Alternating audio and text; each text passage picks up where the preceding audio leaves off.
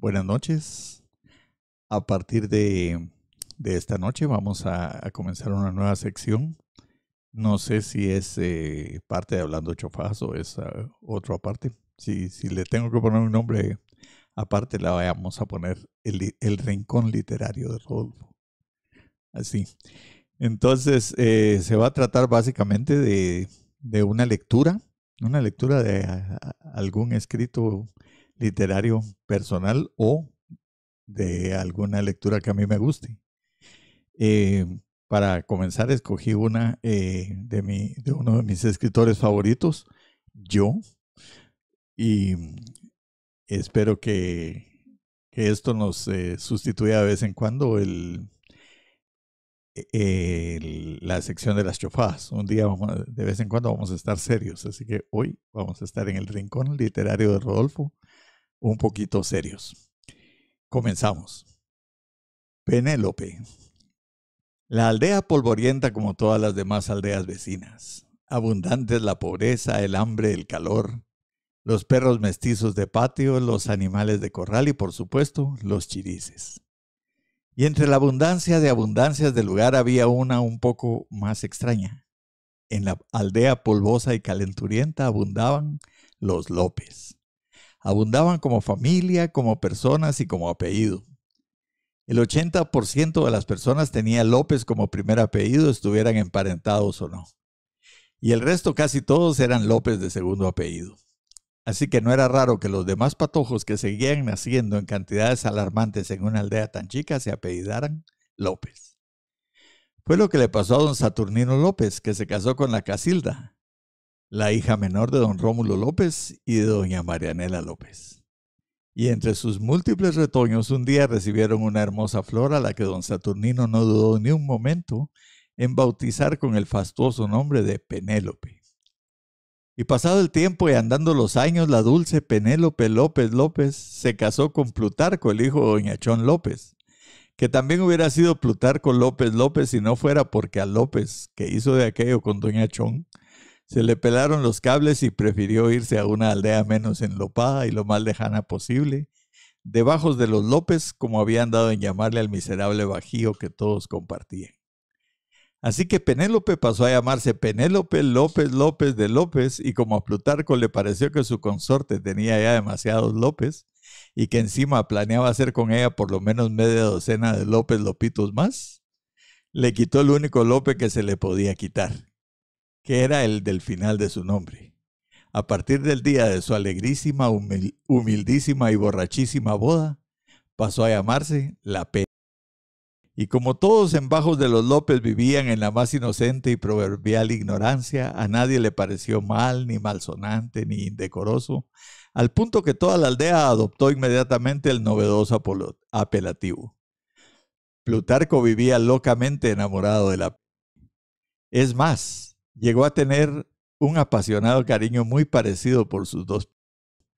Y como no había de tenerlos, y el cura cuando los casó les le iba aquello de será hueso de tus huesos y carne de tu carne. Pero nada puede ser eterno, y hasta la ignorancia, que también era artículo de consumo diario en bajos de los López, tenía que ceder un poco de lugar a ciertos conocimientos. Y un buen día llegó un promotor de planificación familiar a la aldea, con la noble intención de que al menos en esa parte del globo terráqueo dejara de producirse tanto lopeo. Por supuesto que el cura López lo echó de su templo con cajas destempladas, por lo que solicitó permiso en la cantina, que era el lugar más concurrido del pueblo, después, claro está, de la Iglesia Católica. Don Melitón López, teniendo en cuenta que los martes y miércoles le bajaba un poco la venta, le alquiló el local por espacio de esas 2 noches y ayudó a correr la voz de que iba a haber unas pláticas de salud para los varones. La noche del martes, todos los López de la aldea se agolparon en el salón de la cantina y se apresuraron a poner atención a lo que tenía que decir el personaje que les iba a enseñar cosas saludables. Por supuesto que estuvieron a punto de irse todos cuando se enteraron de que lo que querían era enseñarles a espaciar más los embarazos, y todos se pusieron a chiflar y a insultar al promotor. A algunos se les subió López a la cabeza y hablaron de lincharlo, de quemarlo con gasolina, porque quería convertir en todos los López de la aldea. Plutarco López en persona, acalló las protestas y pidió como favor personal que le dieran chance de oír lo que el asustado promotor tuviera que decir. El pobre promotor, que ya estaba bastante asustado, trató de romper el hielo con aquella célebre frase que alguna vez le dirigiera la señorita Hilda Sasso al club de Toby en pleno una mañana de 1976. He de decirles que la parte de los hombres no se llama ni pajarito, ni palomita, mucho menos chile o chilindrín. Su verdadero nombre es Plutarco López, que acababa de defenderlo, desenvainó su machete y le dirigió al promotor, dispuesto a lavar con sangre la honra de sus dos pelos. Lo único que le salvó la vida fue que uno de los primos López de Plutarco López no pudo aguantar más la carcajada que estaba a punto de brotar de todas las lopísticas gargantas reunidas en el local, y a la risa de este se añadió la de otro y otro y otro más, hasta que toda la cantina retumbaba con las alegres risas de los López. Solo Plutarco se quedó serio. Con el machete en la mano lo increpó. ¿Qué pruebas tenés vos de eso tan grave que acabas de decir? Que ni sabía qué era lo que acababa de provocar el pobre promotor.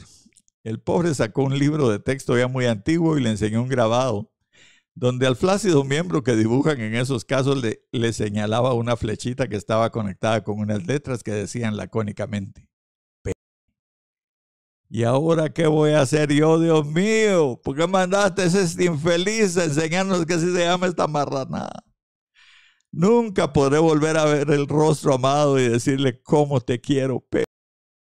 Ni en las noches de luna le voy a poder susurrar cuánta falta me haces, P. No me queda más remedio que irme lejos, donde nadie nunca sepa que lo que más me ha gustado en la vida es la P. Dicho y hecho, cogió su sombrero y salió en silencio. Todos los demás López lo tomaron a broma y siguieron riéndose el resto de la noche sin darse cuenta que Plutarco hablaba en serio, y que ni siquiera fue a su casa a despedirse de la P. Hubiera sido imposible separarlo de ella, como lo hubiera sido separarlo de su tocayo. Esta lamentablemente es otra de mis historias de la vida real.